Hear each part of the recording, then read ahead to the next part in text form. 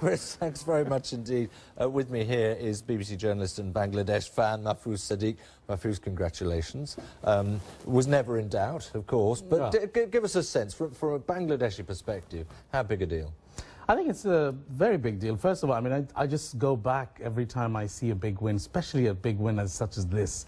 I go back to 1997, April 13th, I believe, when Bangladesh first won the test status and became, they could play in the World Cup. And that day you had thousands of people on the streets of the capital, Dhaka, and you could feel the fervor and the sort of excitement that they have suddenly come in the big boys league.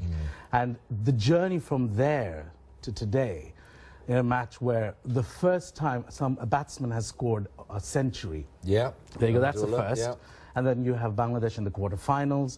So there are many firsts for Bangladesh, and for that reason in itself, but also to beat a team like England, which Bangladesh has done before, but this in itself was a great victory. It's interesting, isn't it? The World Cup and the one-day game does give an opportunity for a number of countries to move into the higher echelons in a way, doesn't it? And it seems Bangladesh is one, Afghanistan little by little, Ireland another potentially. There is a slight changing of the guard possibly going on there. There is. I mean, if you look at, also I think there's a lot to do with the fan base. You've suddenly India, Pakistan, Bangladesh, Sri Lanka.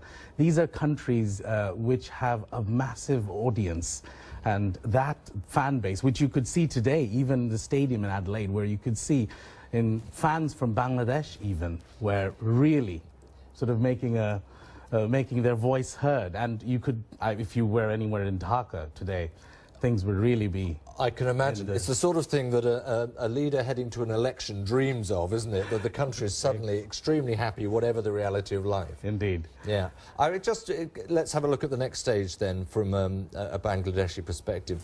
That's the quarterfinals. You're through to the knockout stage. That's it, isn't it? Well, I mean, if you look at today's match, I think over the last, as I was saying, the journey that Bangladesh took up until this point, there have been flashes of brilliance from multiple cricketers, sort of batsmen, bowlers. But today you could see a team working cohesively, and they all were playing their individual roles. And you never know. I mean, if this is the game they play, they could even You never know. move on. Yeah. You never know, Mahfouz. Thanks very much indeed.